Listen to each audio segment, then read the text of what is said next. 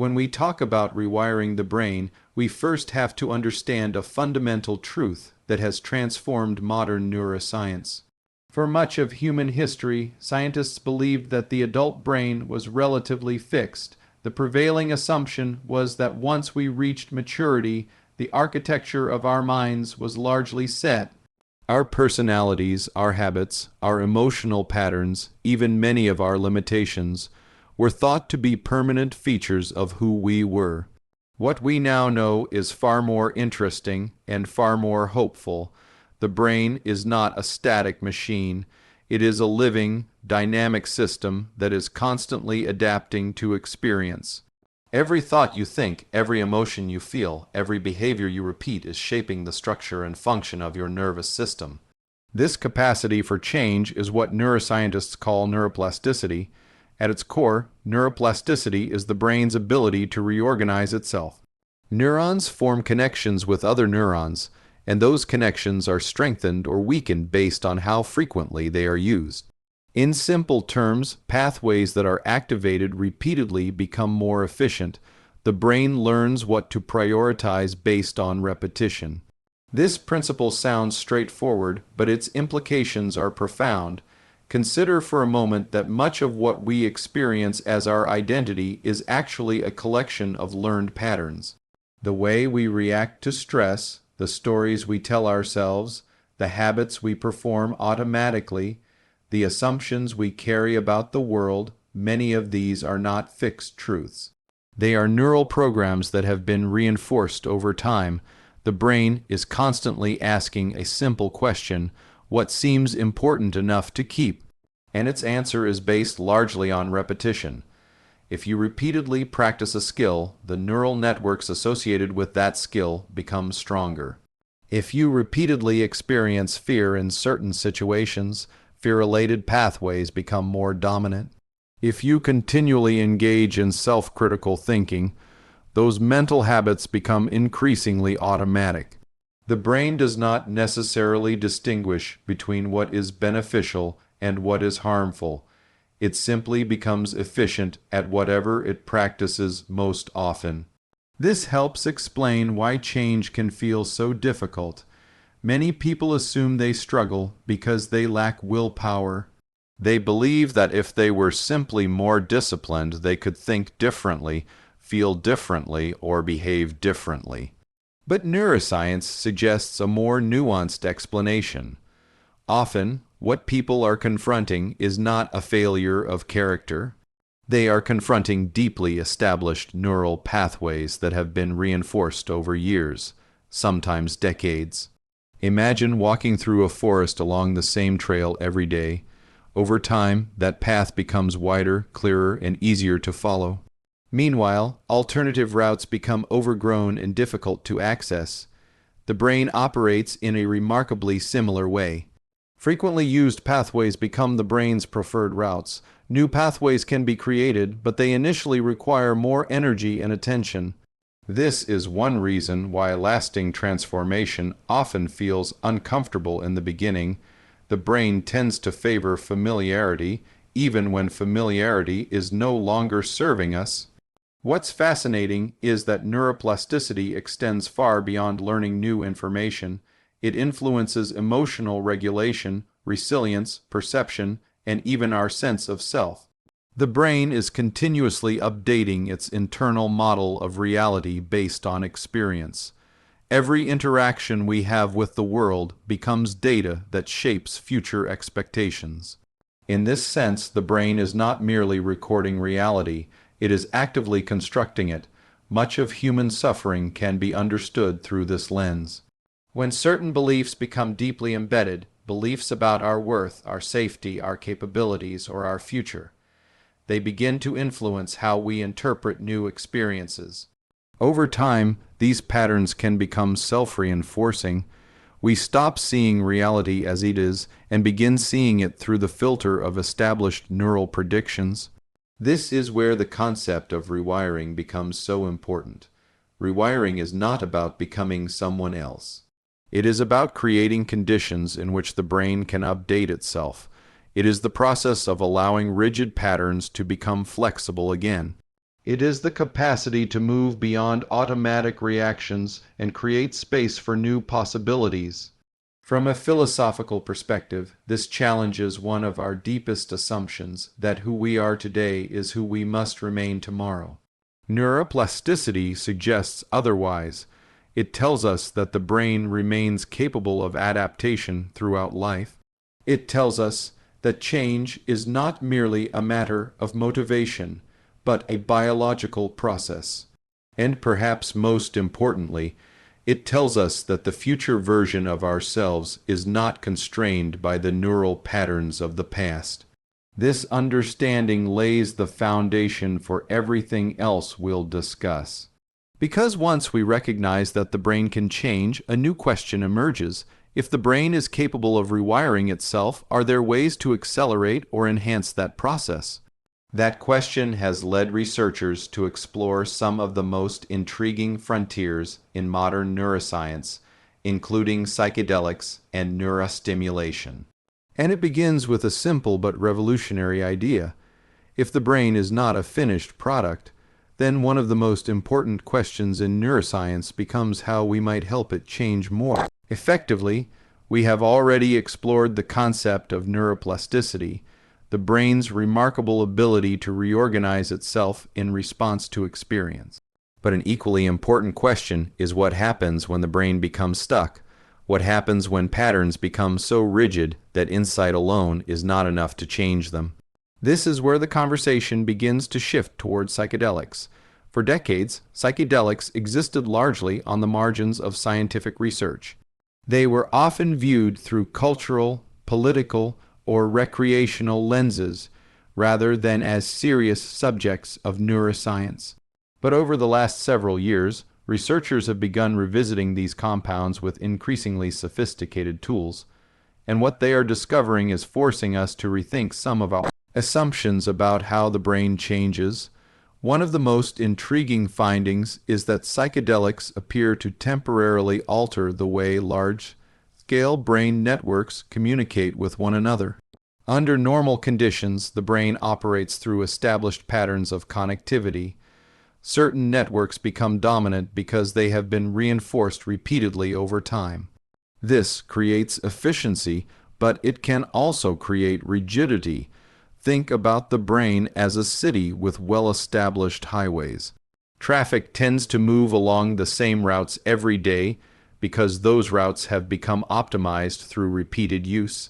Over time, alternative roads receive less traffic and may even become difficult to access. The brain functions similarly. Thoughts, emotions, and behaviors often travel along familiar neural highways. This is useful when those pathways support healthy functioning. But it becomes problematic when those pathways reinforce anxiety, depression, addiction, trauma-related responses, or deeply entrenched beliefs about oneself. Many psychological conditions can be understood, at least in part, as states of excessive rigidity. The brain becomes trapped in loops. The same thoughts generate the same emotions, which reinforce the same behaviors, which strengthen the same neural pathways. The system becomes increasingly predictable, but not necessarily healthy. What appears unique about psychedelics is their potential to temporarily disrupt this rigidity.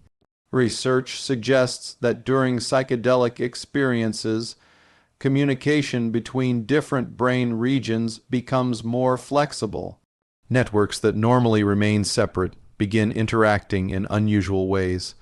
Patterns of thinking that feel fixed may become less constrained. The brain appears to enter a state in which new connections become possible. Some researchers describe this as increasing neural flexibility. Others refer to it as opening a window of enhanced plasticity. Regardless of the terminology, the underlying principle is similar. The brain may become more capable of updating itself. What's especially interesting is that this process is not simply biological, it is also psychological. Many individuals who undergo carefully guided psychedelic experiences report something that is difficult to quantify but impossible to ignore. They describe gaining distance from their usual patterns of thought, beliefs that once felt unquestionably true suddenly appear open to examination. A person who has spent years believing they are fundamentally broken may, for the first time, experience that belief as a mental construct rather than an objective fact. A person trapped in cycles of fear may temporarily step outside the framework through which that fear has been organized. A person consumed by self-criticism may encounter a perspective characterized by curiosity, compassion, or acceptance. From a neuroscientific standpoint, this is fascinating because it suggests that deeply embedded models of reality can become more flexible. The brain's predictions about the world and about ourselves may loosen their grip. In many ways, this touches on a profoundly philosophical question. How much of what we consider reality is actually interpretation? Every human being navigates the world through a set of assumptions, beliefs, and expectations. These mental models help us function, but they can also limit us. Over time, we begin confusing our interpretation of reality with reality itself. Psychedelics appear capable of creating moments in which that distinction becomes visible. For a brief period, the mind may become less attached to its usual narratives. New perspectives emerge. Alternative possibilities become imaginable, but this is also where caution becomes important. The value of these experiences does not come from the experience alone.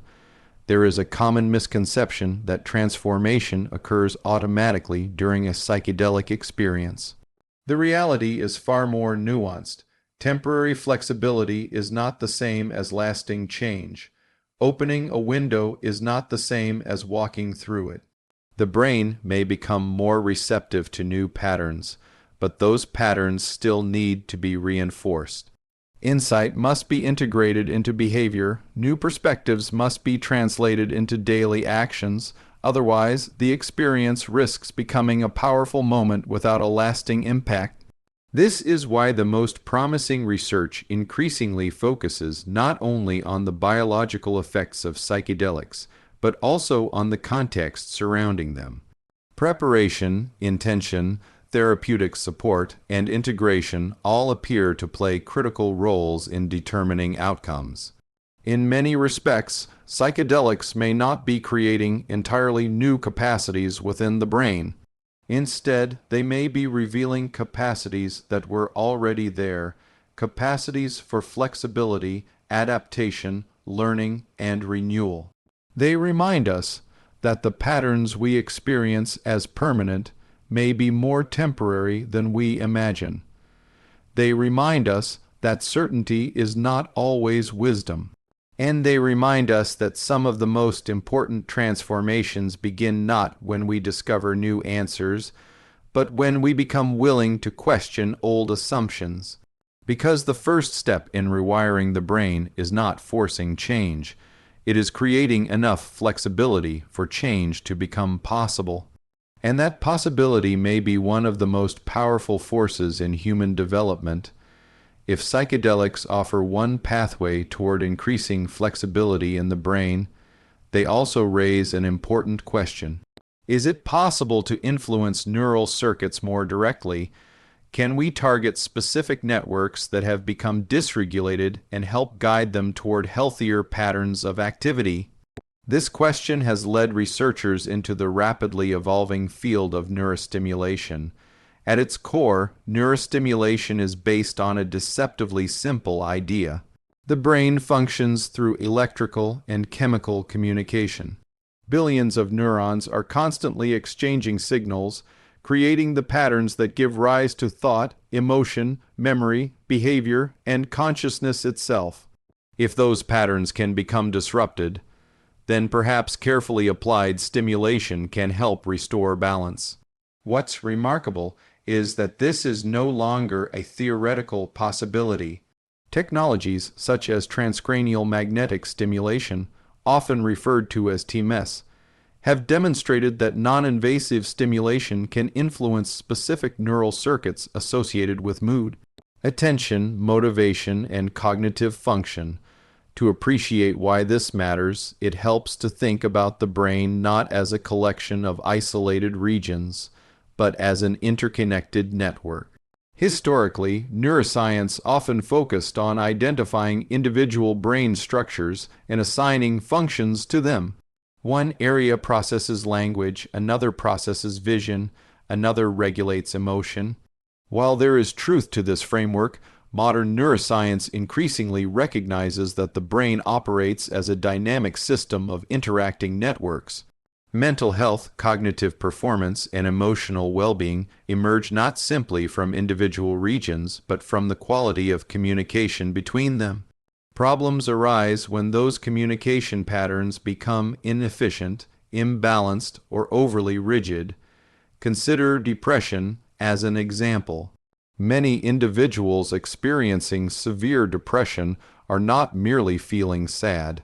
Their brains may become locked into patterns of repetitive negative thinking, excessive self-focus, diminished motivation, and reduced responsiveness to positive experiences.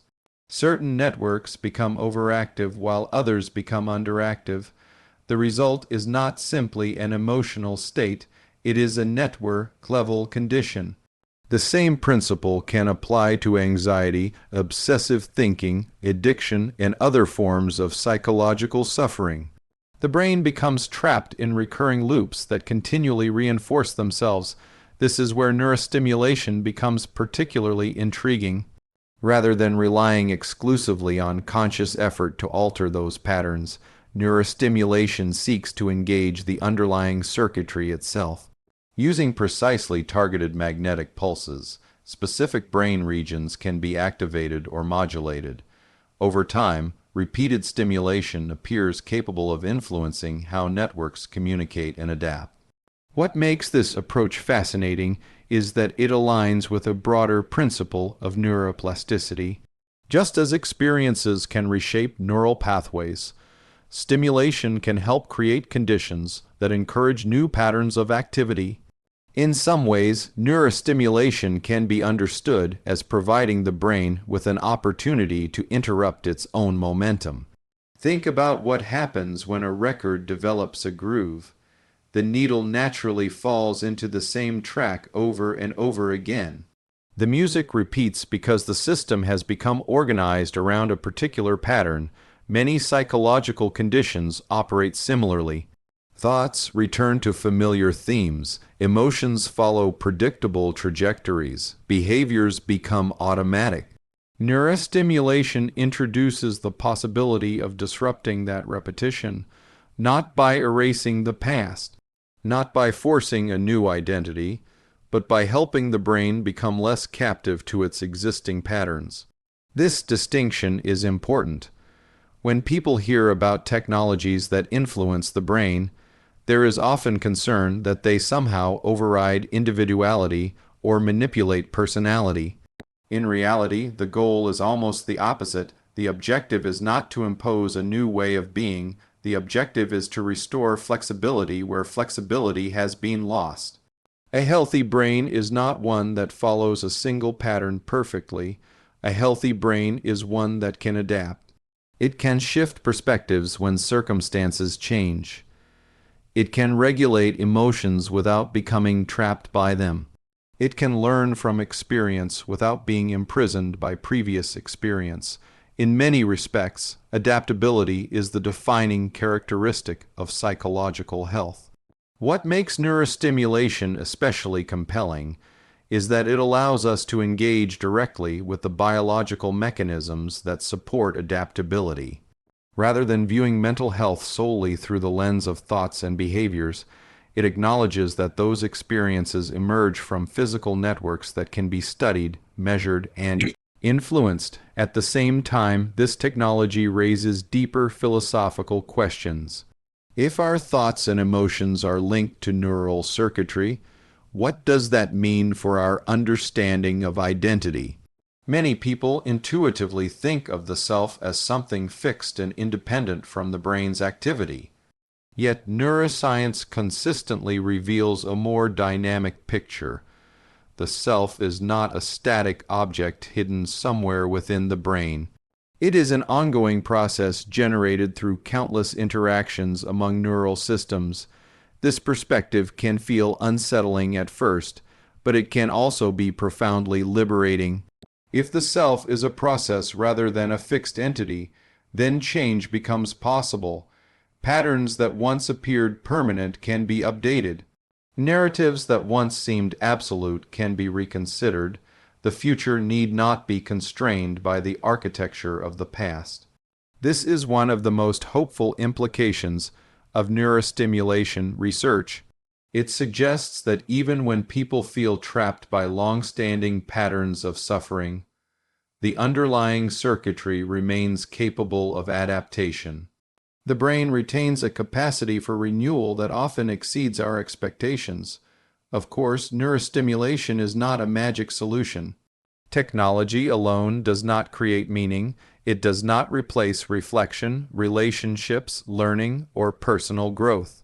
Instead, it serves as a tool, a way of helping the brain access states in which change becomes more achievable. And that idea connects directly to everything we've discussed so far. Whether through experience, psychedelics, or targeted stimulation, the central goal remains the same: increasing the brain's capacity to move beyond rigidity and toward flexibility. Because lasting transformation rarely begins with forcing the mind into something new. It begins by giving the brain the freedom to become something more than it has been. As we begin bringing these ideas together, an important pattern starts to emerge. Throughout this discussion, we've explored two seemingly different approaches to brain rewiring.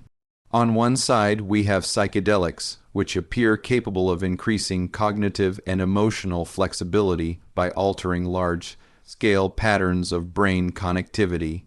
On the other, we have neurostimulation, which offers a more targeted way of influencing specific neural circuits associated with mood, behavior, and cognition.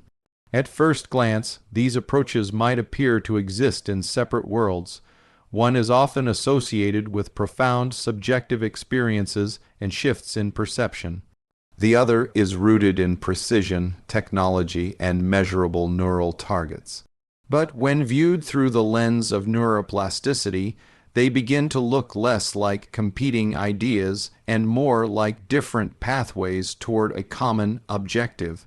Both are fundamentally concerned with the same question: how do we help the brain become capable of change? This question matters because one of the most persistent challenges in mental health and human development is not the absence of insight.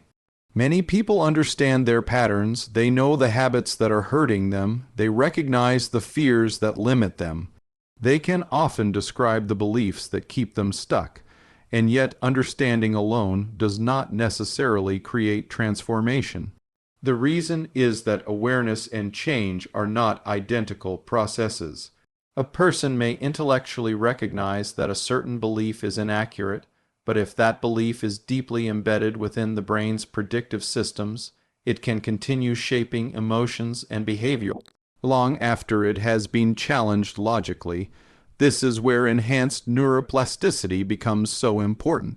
Whether through psychedelics, neurostimulation, or other emerging interventions, researchers are increasingly interested in creating what might be described as windows of opportunity, periods during which the brain becomes more receptive to updating itself. The key phrase here is receptive to updating, not forced, not overwritten, not controlled, updated. The distinction is crucial because the brain is not a computer waiting for a software installation. Human beings are not passive recipients of change. We actively participate in shaping the patterns that become established within us. The most promising aspect of these interventions may not be their ability to create transformation directly. Their greatest value may lie in their capacity to create conditions under which transformation becomes more likely. Imagine trying to reshape a piece of metal. When it is cold and rigid, significant force is required to alter its form. But when it becomes heated, flexibility increases. The material becomes more responsive to influence. Something similar may occur within the brain. During periods of heightened plasticity, established pathways appear less fixed. Existing assumptions become more open to examination, new behaviors become easier to learn, alternative perspectives become more accessible.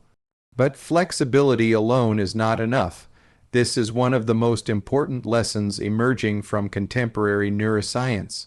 Opening the door to change is not the same as walking through it. A person may experience extraordinary insight during a psychedelic session. They may recognize long-standing emotional patterns with remarkable clarity. They may encounter a sense of connection, meaning, or possibility that feels profoundly transformative. Yet if those insights are not integrated into daily life, the brain often returns to familiar patterns. Similarly, neurostimulation may help disrupt dysfunctional neural loops and increase adaptability. But if the individual continues reinforcing the same habits, thoughts, and behaviors afterward, the old pathways may gradually reassert themselves. The brain is always learning from experience. This means that what happens after a period of enhanced plasticity may be just as important as what happens during it. Researchers increasingly use the term integration to describe this process.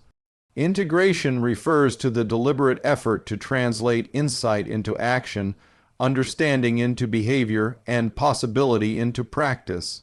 This is where neuroscience intersects with psychology, philosophy, and even wisdom traditions that have existed for centuries. Because ultimately, transformation is not an event, it is a relationship. It is an ongoing interaction between what becomes possible and what we choose to cultivate. The brain may provide the capacity for change, but experience determines how that capacity is used. This perspective also challenges a common misconception about personal growth. Many people imagine transformation as a dramatic breakthrough, a single moment that permanently alters everything. Occasionally, such moments occur. More often, however, meaningful change emerges through repeated reinforcement of new patterns. A single insight may open a pathway. Walking that pathway repeatedly is what turns it into a road. This principle applies whether we are discussing recovery from depression, freedom from addiction, emotional resilience, improved relationships, or the pursuit of greater fulfillment. The mechanisms may differ, but the underlying process remains remarkably consistent. First, rigidity must soften.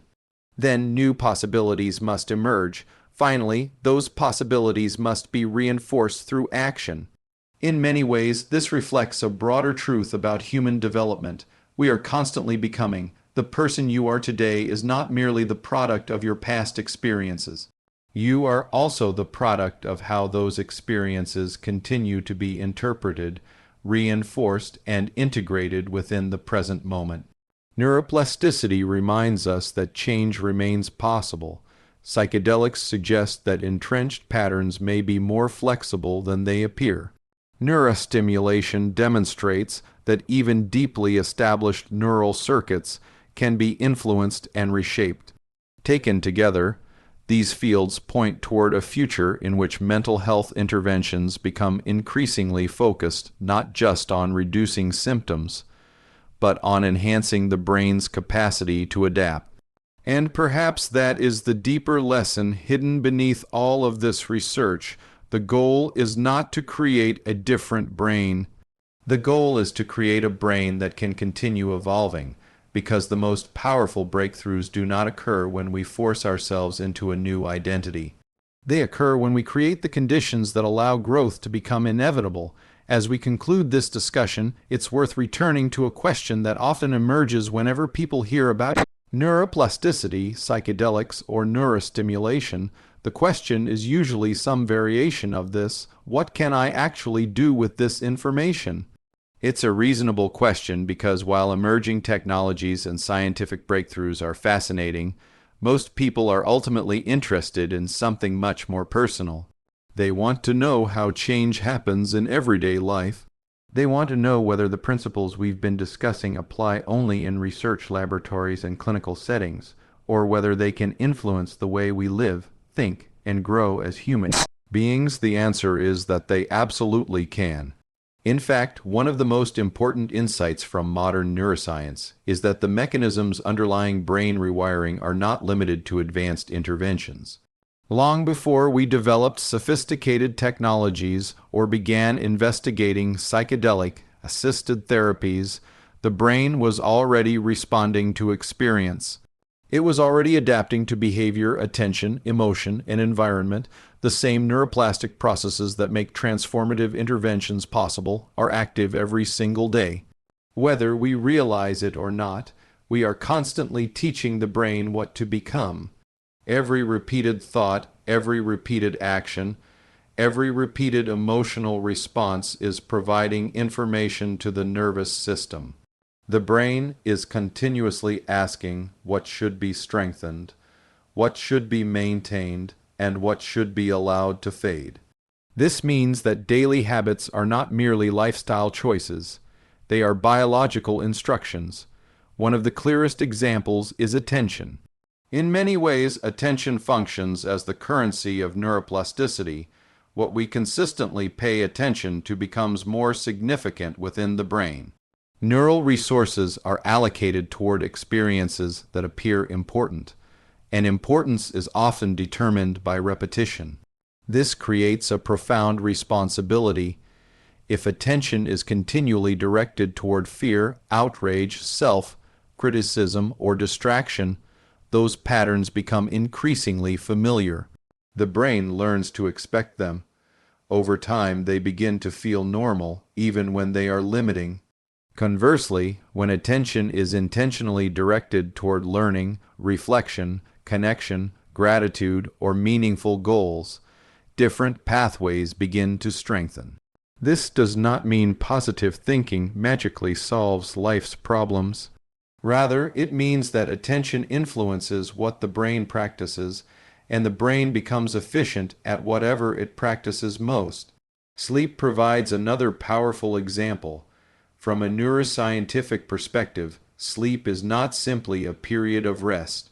It is an active biological process during which learning is consolidated, memories are reorganized, and neural systems undergo essential maintenance. Many of the changes initiated during waking experience are stabilized during sleep. When sleep becomes chronically compromised, the brain's ability to adapt effectively is compromised as well. The same principle applies to physical movement. Exercise is often discussed in terms of physical health, but its effects on the brain are equally significant. Regular movement supports blood flow, promotes the release of growth factors associated with neural adaptation, and enhances cognitive and emotional resilience. From the perspective of neuroplasticity, movement is not merely something the body needs, it is something the brain depends upon.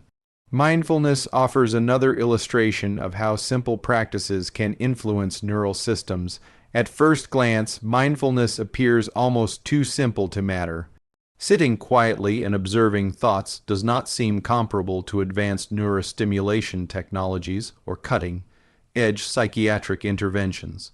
Yet neuroscience repeatedly demonstrates that awareness itself can alter brain function. Why? Because mindfulness changes our relationship with mental activity.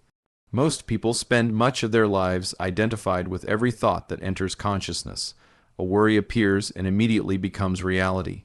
A judgment arises and instantly becomes truth. An emotion emerges and begins directing behavior. Mindfulness introduces a small but significant shift. It teaches us to observe experience without automatically becoming consumed by it. That shift may sound subtle, but it has profound implications. The moment we create distance between ourselves and our automatic patterns, we create the possibility of choice. And choice is where rewiring begins. This brings us to perhaps the most important principle of all, repetition. People are often attracted to dramatic moments of transformation because they are emotionally compelling. We enjoy stories about breakthroughs, revelations, and sudden change, but the brain operates according to a different logic. The brain is shaped by consistency. A single workout rarely transforms the body. A single night of quality sleep rarely changes a life. A single moment of mindfulness rarely rewires deeply established patterns, yet repeated over weeks, months, and years, these small actions become extraordinarily powerful. The brain responds not merely to intensity but to frequency. This is both challenging and encouraging. It is challenging because sustainable change requires patience. There is no shortcut around repetition. But it is encouraging because it means meaningful transformation does not depend on extraordinary circumstances. It depends on what we repeatedly do. Every day becomes an opportunity to reinforce the person we are becoming. In many respects, this is where neuroscience and philosophy converge. Science tells us that the brain remains adaptable throughout life. Philosophy asks what we intend to do with that adaptability, because ultimately, the ability to change is not the same as knowing what is worth changing toward. Technology may continue advancing, new therapies may emerge, our understanding of the brain will almost certainly become more sophisticated in the years ahead. Yet beneath all of those developments lies a timeless reality. Human beings are shaped by what they repeatedly practice. We become what we consistently reinforce. The future of brain rewiring may involve psychedelics. It may involve neurostimulation. It may involve innovations we have not yet imagined, but it will also continue to involve something much simpler and much older, the choices we make each day. And perhaps that is the most empowering insight of all. The brain is always listening. The question is, what are you teaching it?